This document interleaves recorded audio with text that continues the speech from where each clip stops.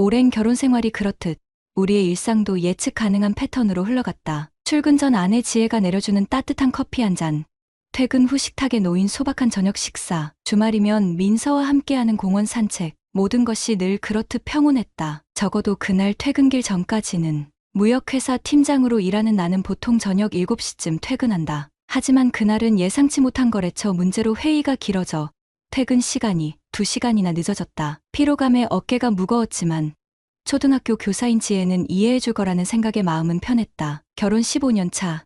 우리는 서로의 직업적 특성과 바쁜 일정을 존중하며 살아왔다. 집으로 가는 길, 평소 다니지 않던 지름길로 차를 돌렸다. 늦은 만큼 빨리 귀가하고 싶었다. 신호등에 걸려 멈춰선 그때 오른쪽 카페 창가에 앉아있는 익숙한 실루엣이 눈에 들어왔다. 지혜였다. 하지만 혼자가 아니었다. 마주 앉은 남자와 웃음을 나누고 있었다. 그의 손이 테이블 위에서 지혜의 손을 살짝 스쳤다. 순간적인 장면이었지만 그 친밀한 분위기는 분명히 감지할 수 있었다. 신호가 바뀌었지만 차를 움직일 수 없었다. 뒤에서 경적 소리가 울렸다. 기계적으로 엑셀을 밟았지만 머릿속은 방금 본 광경으로 가득했다. 갑자기 목이 말랐다. 지혜가 다른 남자와 단둘이 있는 모습은 처음 보는 광경이었다. 15년 결혼 생활 동안 불신의 그림자가 드리운 적은 한 번도 없었다. 집에 도착하자 지혜는 아직 귀가하지 않은 상태였다. 민서는 자기 방에서 이어폰을 끼고 스마트폰을 들여다보고 있었다. 나를 보자 반가워하며 달려와 안겼다. 아빠,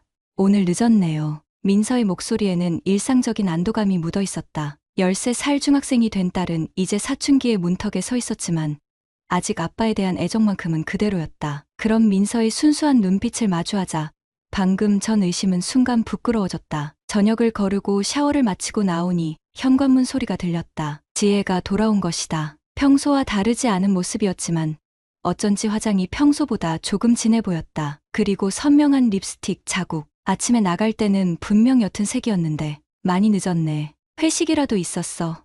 최대한 담담하게 물었다. 지혜는 잠시 당황한 듯했지만 금세 자연스러운 표정을 지었다. 응.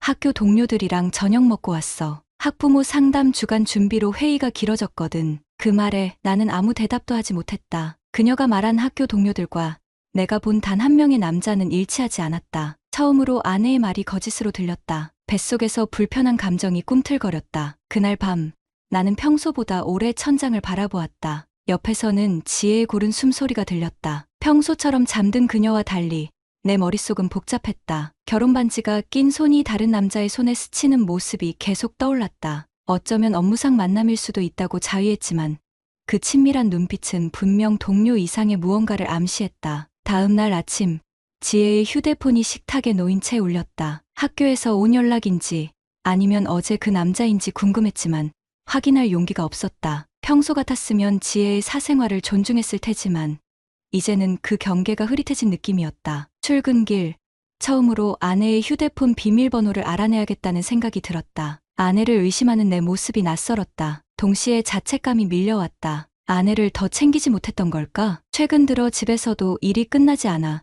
노트북을 붙들고 있던 나날들이 떠올랐다. 그 사이 지혜의 마음이 멀어진 걸까? 퇴근 후 다시 그 카페 앞을 지나갔다. 비어있는 창가 자리를 바라보며 여러 생각이 교차했다. 복잡한 감정 속에서 운전대를 꽉 움켜쥐었다. 집에 도착하자 지혜는 평소처럼 저녁 식사를 준비하고 있었다. 그러나 식탁 위에 마주 앉은 우리 사이에는 보이지 않는 벽이 생긴 듯했다. 식사 중 민서가 학교 이야기를 하는 동안 나는 지혜의 표정을 살폈다. 평소와 다름없어 보였지만 가끔 시선을 피하는 듯한 느낌이 들었다. 문득 민서가 물었다. 엄마, 요즘 왜 향수 뿌려요?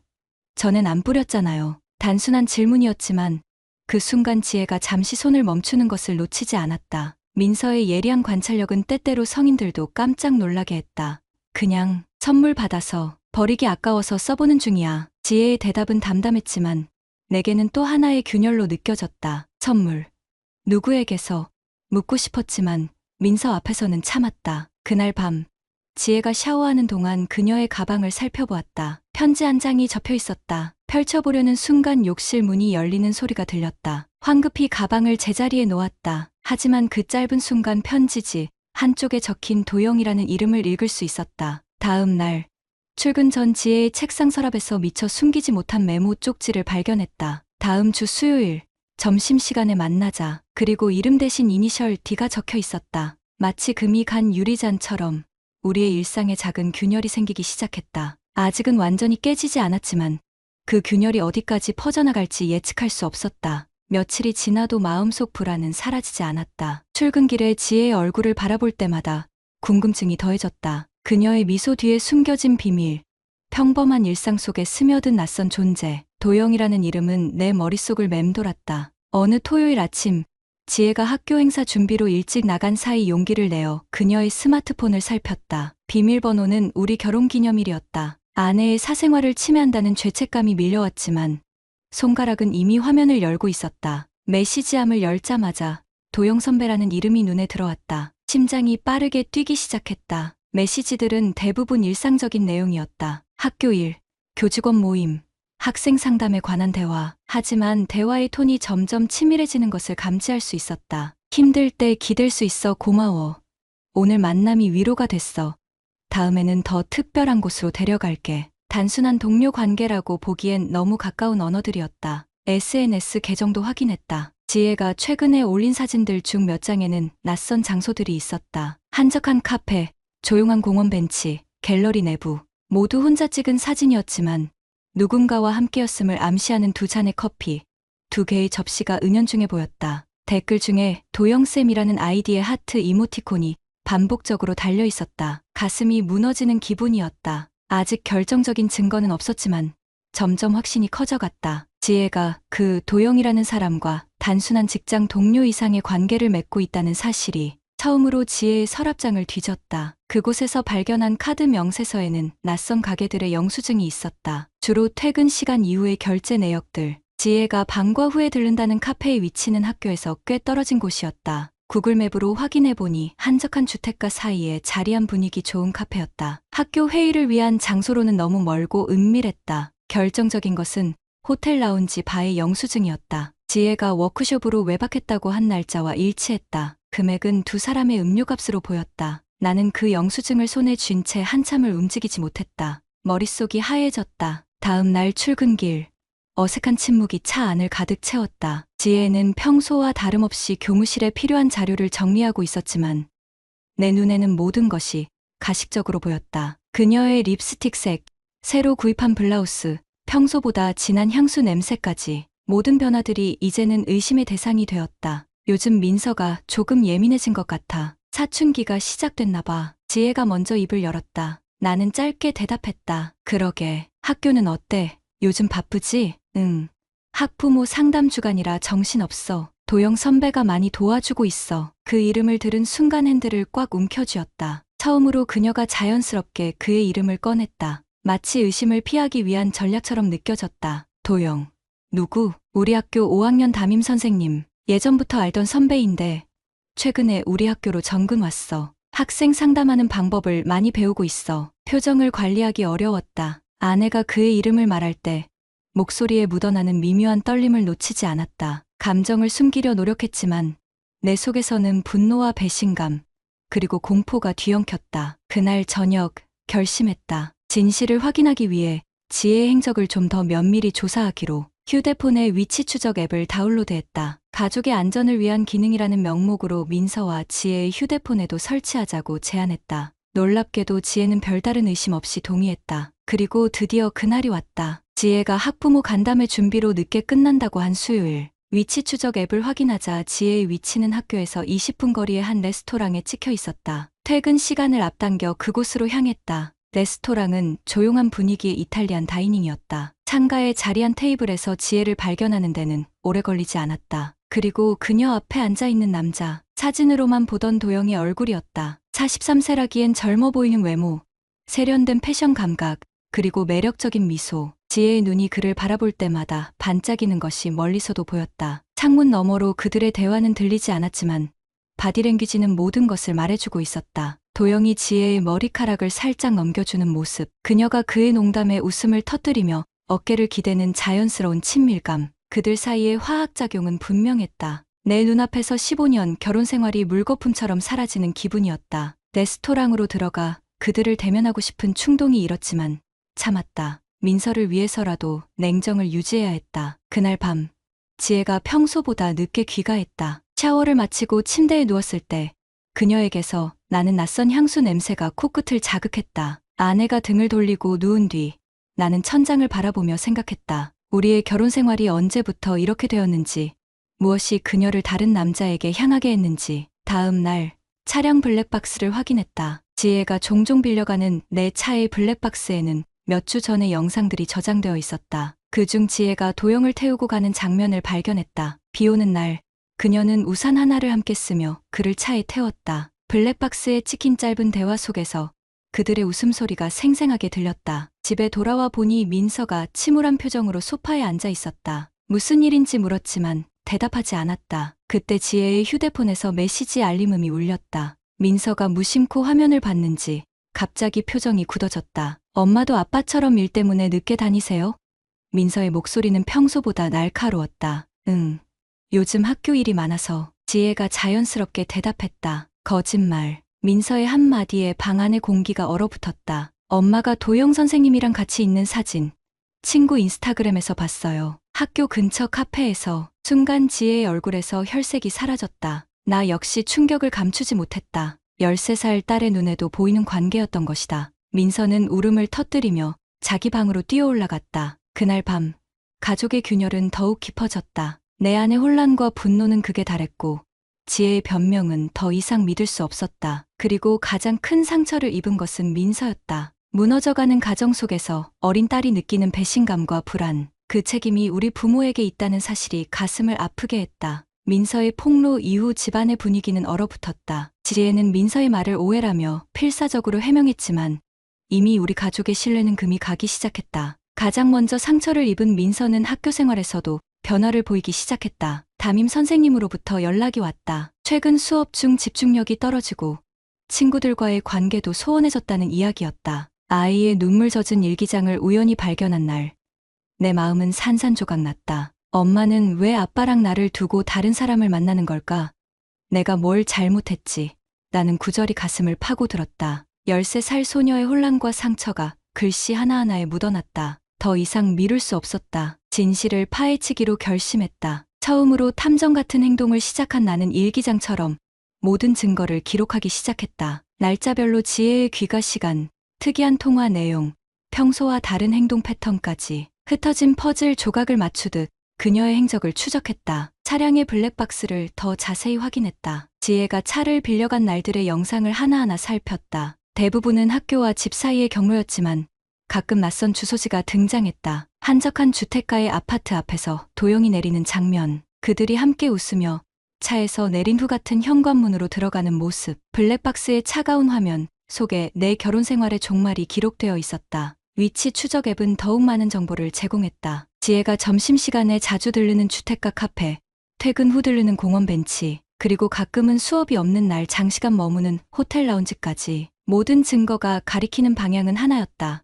내 아내는 다른 남자와 불륜 관계에 있었다. 증거를 모으면서도 내 마음은 복잡했다. 한편으로는 분노와 배신감이 치밀어 올랐고 다른 한편으로는 진실을 확인하면 돌이킬 수 없게 될 거라는 두려움이 있었다. 모든 것이 착각이기를, 단순한 업무적 관계이기를 바라는 마음이 여전히 남아있었다. 가장 힘든 순간은 민서의 변화를 지켜보는 일이었다. 한때 밝고 활기찼던 딸은 이제 대화를 피하고 방에만 틀어박혀 있었다. 학교에서 돌아오면 인사도 없이 곧장 방으로 들어가 문을 걸어 잠갔다. 식사 시간이 되어도 잘 나오지 않았고 억지로 식탁에 앉히면 거의 음식을 입에 대지 않았다. 민서야, 요즘 무슨 일 있니?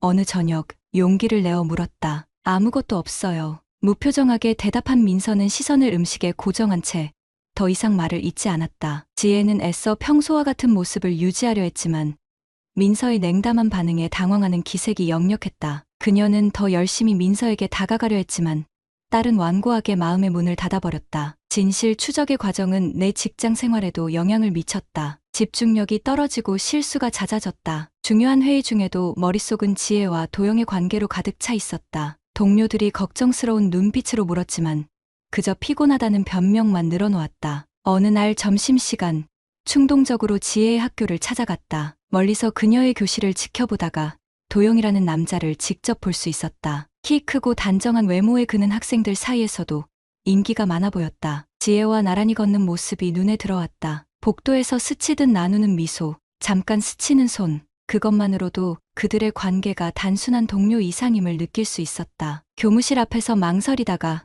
결국 돌아섰다. 아직은 때가 아니었다. 더 확실한 증거가 필요했고 무엇보다 민서를 위한 계획이 필요했다. 딸의 정서적 안정을 위해서라도 경솔한 행동은 피해야 했다. 그날 저녁 지혜의 컴퓨터를 몰래 확인했다. 비밀번호는 여전히 우리의 결혼기념일이었다. 아이러니하게도 그녀는 배신을 저지르면서도 그 흔적은 우리의 소중한 날짜로 감추고 있었다. 이메일함에서 충격적인 그러나 예상했던 내용을 발견했다. 도영과 주고받은 메일들이었다. 대부분은 학교 업무와 관련된 내용이었지만 중간중간 개인적인 대화가 섞여 있었다. 우리만의 시간이 기다려져 내 옆에 있으면 다른 세상에 온 것 같아.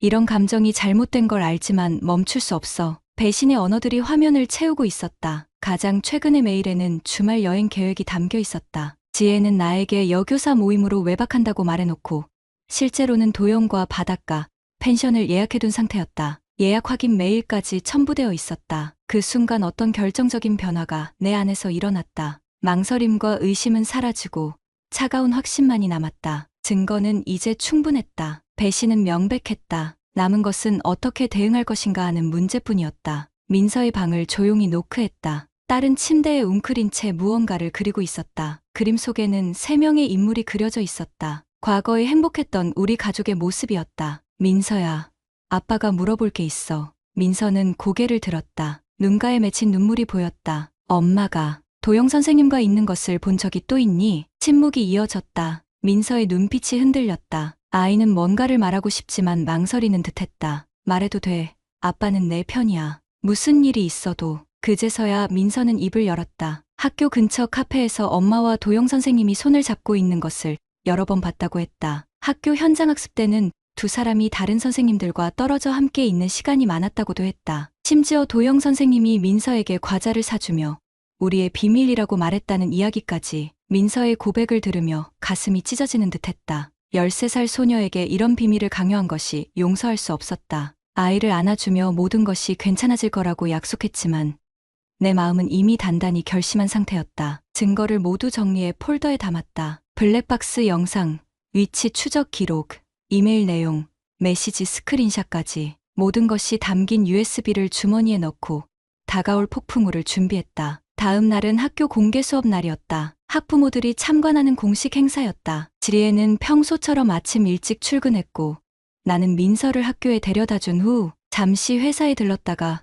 공개 수업 시간에 맞춰 학교로 향했다. 복도를 걸으며 교실을 찾아가는 동안 내 발걸음은 무거웠다. 주머니 속 USB가 납덩이처럼 느껴졌다. 이 결정이 옳은 것인지 민서에게 어떤 상처를 줄지 고민했지만 이미 돌아갈 수 없는 강을 건너고 있었다. 교실 문을 열기 전 잠시 멈춰 섰다. 창문 너머로 지혜가 수업을 진행하는 모습이 보였다. 열정적으로 학생들을 가르치는 그녀의 모습은 여전히 아름다웠다. 15년간 사랑했던 그 얼굴, 이제는 낯선 사람이 되어버린 그녀. 문을 열고 들어서는 순간 나는 모든 것을 걸기로 했다. 진실이 무너뜨릴 것들에 대한 두려움보다 거짓 속에서 더 이상 살 수 없다는 결심이 더 컸다. 이것이 우리 가족에게 어떤 결과를 가져올지 알 수 없었지만 적어도 정직한 시작점이 필요했다. 지혜와 눈이 마주쳤다. 그녀의 표정에서 순간적인 당혹감이 스쳐 지나갔다. 나는 뒤쪽 학부모 자리에 조용히 앉아 다가올 폭풍의 순간을 기다렸다. 교실 뒤편에 앉아 지혜의 수업을 지켜보는 동안 시간은 납처럼 무겁게 흘렀다. 그녀는 학생들 앞에서 여전히 뛰어난 교사였다. 열정적으로 설명하고 아이들의 질문에 차분히 답하는 모습은 내가 처음 그녀에게 반했던 이유 중 하나였다. 그런 그녀가 이중생활을 하고 있다는 사실이 더욱 비현실적으로 느껴졌다. 수업이 끝나고 학부모들이 쌍쌍우우 모여 대화를 나누기 시작했다. 지혜는 내게 가볍게 손을 흔들었다. 공개 수업에 참석해준 것에 대한 고마움을 표현하는 듯했다. 그러나 그 미소 뒤에 숨겨진 비밀을 알고 있는 나는 더 이상 속아 넘어갈 수 없었다. 복도에서 도영이 교실로 들어오는 모습이 보였다. 그는 여러 학부모들과 인사를 나누며 자연스럽게 교실 안으로 걸어 들어왔다. 그리고 지혜와 눈을 마주쳤을 때 짧은 순간 교환된 그들만의 눈빛을 놓치지 않았다. 아무도 알아차리지 못할 만큼 미묘했지만 나에게는 번개처럼 선명했다. 이제는 때가 됐다고 느꼈다. 천천히 자리에서 일어나 교실 앞으로 걸어갔다. 학부모들은 자연스럽게 길을 터주었고 곧 나는 지혜와 도영 앞에 서 있었다. 안녕하세요. 박민서 아버지입니다. 도영에게 차분하게 인사했다. 도영은 미소를 지으며 손을 내밀었다. 아, 네. 반갑습니다. 최도영입니다. 민서 아버님이시군요. 민서는 정말 똑똑한 학생이에요. 그의 표정에는 아무런 죄책감이 없었다. 마치 아무 일도 없었다는 듯이 자연스럽게 대화를 이어가려는 그 모습에 분노가 치밀어 올랐다. 지혜 선생님과는 오래 아는 사이라고 들었어요. 의도적으로 지혜라는 이름을 강조했다. 잠시 정적이 흘렀다. 도영의 표정이 살짝 굳었고 지혜는 당황한 기색이 역력했다. 주변의 학부모들이 우리 대화에 귀를 기울이기 시작했다. 네, 대학 선후배 사이입니다. 도영은 여전히 침착함을 유지하려 했다. 주머니에서 USB를 꺼내 들었다. 오늘은 특별한 자료를 가져왔습니다. 공개 수업 후에 모두가 함께 보면 좋을 것 같은데요. 지혜의 얼굴이 창백해졌다. 그녀는 내가 무엇을 가져왔는지 직감했을 것이다. 놀란 눈으로 내 손에 든 USB를 바라보았다. 여보, 잠깐 나가서 이야기할까?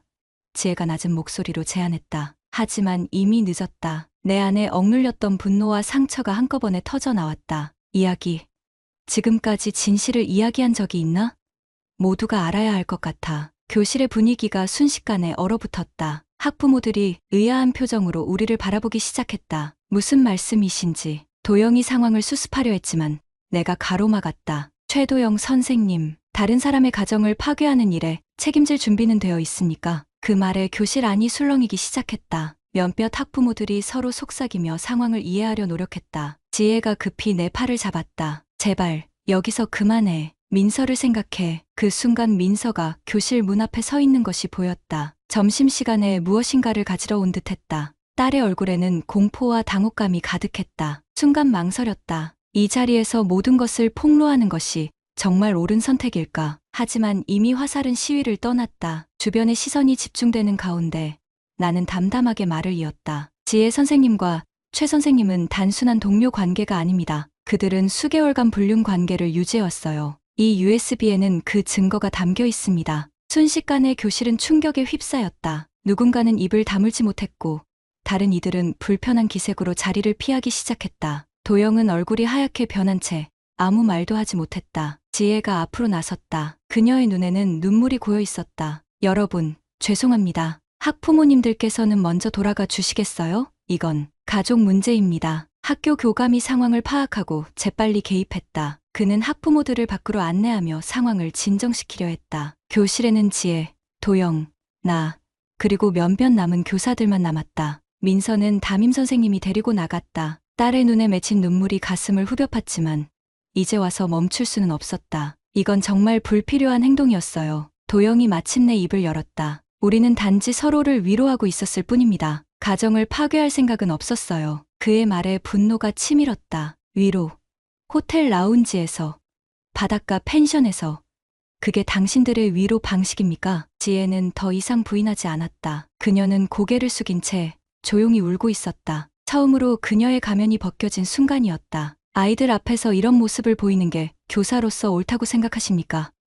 도영을 똑바로 바라보며 물었다. 그는 대답 대신 고개를 돌렸다. 책임을 회피하는 그의 모습에 더욱 실망스러웠다. 교감은 상황의 심각성을 이해하고 우리에게 교장실로 자리를 옮기자고 제안했다. 복도를 걸어가는 동안 주변의 시선이 따갑게 느껴졌다. 소문은 이미 학교 전체로 퍼지고 있었다. 교장실에서의 대화는 냉정했다. 도영은 계속해서 관계의 심각성을 축소하려 했고 지혜는 침묵을 지켰다. 학교 측에서는 이 문제가 학교 명예에 관련된 일이라며 최대한 조용히 처리하고 싶어 했다. 결국 도영은 사표를 제출하게 되었고 지혜는 휴직을 권고받았다. 모든 것이 순식간에 일어났다. 학교를 나서는 순간 복도 끝에서 민서가 뛰어오는 것이 보였다. 그녀의 눈에는 혼란과 분노, 그리고 깊은 상처가 가득했다. 아빠, 어떻게 이럴 수 있어요? 제 친구들이 다 알게 됐잖아요. 민서의 목소리는 떨렸다. 그 순간 내가 한 행동이 아이에게 어떤 영향을 미칠지 생각하지 못했다는 자책감이 밀려왔다. 민서에게 다가가려 했지만 그녀는 뒤로 물러났다. 더 이상 다가오지 마세요. 두 분 다요. 난 이제 아무도 믿기 싫어요. 민서의 말은 비수가 되어 가슴을 찔렀다. 학교 상담 선생님이 재빨리 다가와 민서를 데리고 갔다. 딸의 뒷모습을 바라보며 깊은 무력감에 빠졌다. 진실을 밝히기 위한 내 행동이 결국 가장 사랑하는, 보호해야 할 존재에게 상처를 주고 말았다. 지혜와 나는 침묵 속에 차를 타고 집으로 향했다. 오랜 시간 흘러온 결혼 생활이 이렇게 무너질 줄은 몰랐다. 차 안의 무거운 정적은 더 이상 견딜 수 없는 고통으로 다가왔다. 왜? 한참 만에 내뱉은 단 한마디. 지혜는 창밖을 바라본 채 대답했다. 외로웠어. 너와의 생활이 익숙해지면서 내가 사라지는 것 같았어. 도영 선배는 내 이야기를 들어주고 나를 봐줬어. 너무나 단순한 이유. 그러나 그 단순함이 더 큰 상처를 주었다. 익숙함이 우리를 갈라놓았다는 사실이 아이러니하게 느껴졌다. 그래서 15년 결혼 생활과 민서의 행복을 버렸어. 그게 내 선택이었어? 지혜의 눈에서 눈물이 흘러내렸다. 의도한 게 아니야. 그냥 흘러가다 보니 이렇게 됐어. 돌이키고 싶어도. 집에 도착하자 민서는 이미 자기 방에 틀어박혀 있었다. 노크에도 대답이 없었다. 학교에서 먼저 데려다 준 듯했다. 저녁이 되어도 민서는 방에서 나오지 않았다. 밥을 거부했고 문도 열어주지 않았다. 내 폭로가 가져온 결과는 그녀에게 더 큰 트라우마를 남겼다. 학교에서 친구들의 시선, 앞으로 마주해야 할 일상의 어려움, 모든 것을 내가 만들어버린 것이다. 늦은 밤, 민서의 방 앞에 앉아 작은 목소리로 이야기했다. 왜 그런 선택을 했는지, 얼마나 미안한지, 앞으로 어떻게 할 것인지. 문 너머로 흐느끼는 소리가 들렸지만 끝내 문은 열리지 않았다. 지혜는 거실 소파에서 밤을 보냈다. 침실에 함께 있을 수 없었다. 서로에게 할 말은 많았지만 어떤 말도 상황을 되돌릴 수 없다는 것을 알았다. 다음 날 아침, 민서는 학교에 가지 않겠다고 했다. 강요할 수 없었다. 그녀의 눈 밑에는 푸른 그림자가 드리워져 있었고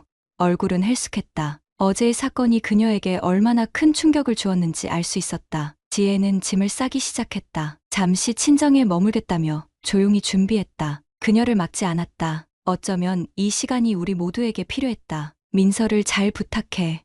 내가 잘못했어. 떠나기 전 지혜가 마지막으로 한 말이었다. 현관문이 닫히는 소리가 집 안에 울려 퍼졌다. 15년간의 결혼 생활이 이렇게 쉽게 무너지다니. 공허함과 배신감, 분노와 슬픔이 한꺼번에 밀려왔다. 민서의 방 앞에서 또다시 발걸음을 멈췄다. 이번에도 문은 닫혀 있었다. 딸에게 무슨 말을 해야 할지 알 수 없었다. 엄마가 떠났다는 소식을 어떻게 전해야 할지. 그날 저녁, 처음으로 민서가 방에서 나왔다. 창백한 얼굴로 거실에 앉아있는 나를 바라보았다. 엄마는 어디 갔어요? 단순한 질문이었지만 그 안에 담긴 복잡한 감정을 느낄 수 있었다. 잠시 할머니 댁에 가셨어. 우리 모두 시간이 필요할 것 같아. 민서는 고개를 끄덕였다. 더 이상의 질문은 없었다. 그저 텅 빈 엄마의 자리를 바라보며 말없이 눈물을 흘렸다. 그 모습이 너무 가슴 아파 안아주려 했지만 민서는 다시 한번 뒤로 물러났다. 저도 학교 그만둘래요. 다른 학교로 전학하고 싶어요. 친구들 얼굴 볼 자신 없어요.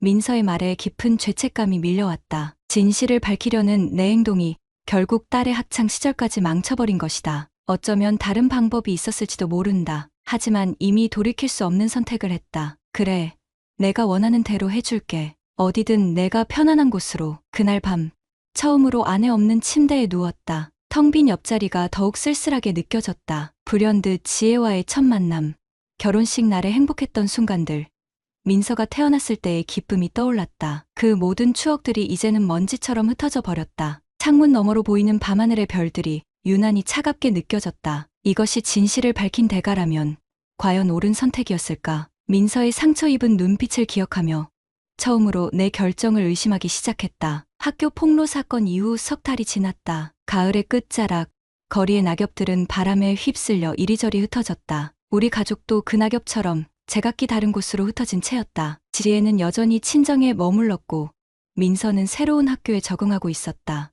나는 그저 하루하루를 기계처럼 살아갔다. 아침에 눈을 뜨면 텅 빈 집이 나를 맞이했다. 민서는 일주일에 한 번, 주말에만 집에 왔다. 다른 날들은 외할머니 집에서 지혜와 함께 지냈다. 처음에는 반대했지만 민서가 원하는 방식을 존중하기로 했다. 어쩌면 내가 저지른 실수에 대한 대가를 치르는 시간이었다. 회사에서는 업무에 집중하려 했지만 쉽지 않았다. 동료들은 내 표정에서 무언가 심각한 일이 있음을 눈치챘지만 깊게 캐묻지는 않았다. 가끔 팀원들이 회식을 제안했지만 대부분 거절했다. 집으로 돌아가면 적어도 민서와의 영상통화라도 할 수 있었기 때문이다. 아빠, 오늘 새 친구가 생겼어요. 영상 속 민서의 목소리는 조금씩 밝아지고 있었다. 새 학교에서는 아무도 우리 가족의 일을 모르니 그녀에게 새로운 시작이 가능했다. 민서의 작은 성장을 지켜보는 것이 유일한 위안이었다. 그럼에도 불구하고 그 아이의 눈 깊은 곳에는 여전히 상처의 흔적이 남아 있었다. 웃을 때도 예전처럼 환하게 웃지 않았고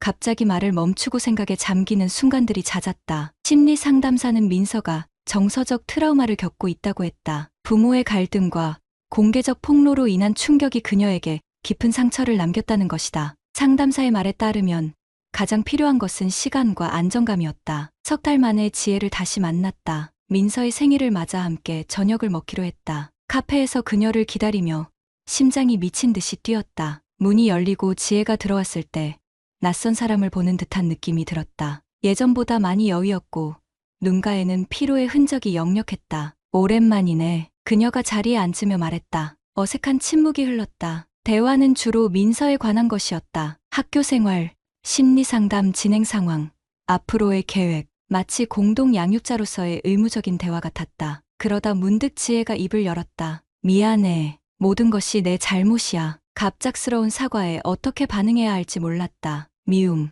분노, 원망의 감정이 여전히 남아있으면서도 그녀의 진심 어린 눈빛 앞에서 무너지는 느낌이 들었다. 도영은 어떻게 됐어? 묻고 싶지 않았지만 질문이 저절로 흘러나왔다. 지혜는 잠시 망설이다 대답했다. 연락 끊었어. 그는 결국 책임지는 사람이 아니더라. 모든 게 끝났을 때 사라졌어. 예상했던 답변이었다. 도영의 책임 회피는 처음부터 눈에 보였다. 그가 지혜에게 진심이었을까? 어쩌면 단지 일시적인 감정의 도피처를 찾은 것은 아니었을까? 돌아올 생각 있어. 스스로도 놀란 질문이었다. 그런 생각은 없었는데 마음 어딘가에서 흘러나온 말이었다. 지혜의 눈이 커졌다. 놀라움, 혼란, 그리고 희미한 희망이 스쳐 지나갔다. 생각해본 적 없어. 그럴 자격이 있다고 생각하지 않았어. 민서가 나타나기 전 마지막으로 나눈 대화였다. 딸의 생일 파티는 예상보다 평화롭게 진행됐다. 민서는 처음으로 엄마 아빠가 함께 있는 자리에서 미소를 지었다. 비록 과거의 행복한 가족 모습과는 거리가 있었지만 작은 출발점으로 느껴졌다. 그날 밤 오랜만에 술을 마셨다. 혼자 남은 거실에서 왜 모든 일이 이렇게 되었는지 곱씹었다. 진실을 향한 나의 집착이 과연 옳았을까?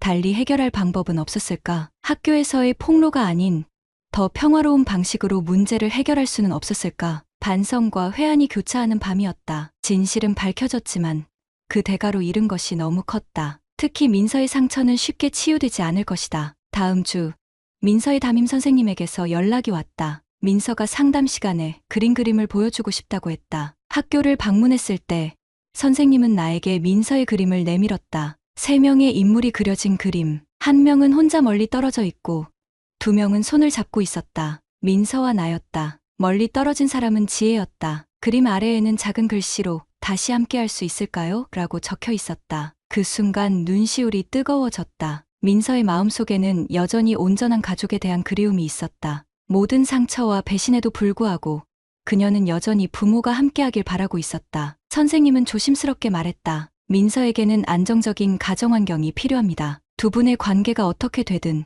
민서가 부모 모두에게 사랑받고 있다는 확신이 중요해요. 그날 이후 변화가 시작됐다. 지혜에게 민서의 그림을 보여주었고 우리는 딸을 위해 무엇을 할 수 있을지 진지하게 대화했다. 비록 부부로서의 관계 회복은 아직 멀었지만 부모로서의 역할만큼은 함께하기로 했다. 주말마다 민서와 함께하는 시간을 마련했다. 처음에는 어색했지만 점차 대화가 자연스러워졌다. 공원 산책, 영화 관람, 저녁 식사, 평범한 가족처럼 보내는 시간들이 쌓여갔다. 어느 날 민서가 조심스럽게 물었다. 엄마, 아빠, 화해할 수 없어요? 단순한 질문이었지만 답하기는 어려웠다. 지혜와 눈이 마주쳤다. 그녀의 눈에도 같은 고민이 비쳤다. 사랑은 복잡한 거야. 민서야, 내가 대답했다. 때로는 깨진 신뢰를 다시 쌓는데 많은 시간이 필요해. 하지만 시도는 할 수 있잖아요. 민서의 눈에는 간절함이 묻어 있었다. 그 말에 지혜가 작게 웃었다. 우리 민서가 철이 들었네. 그래,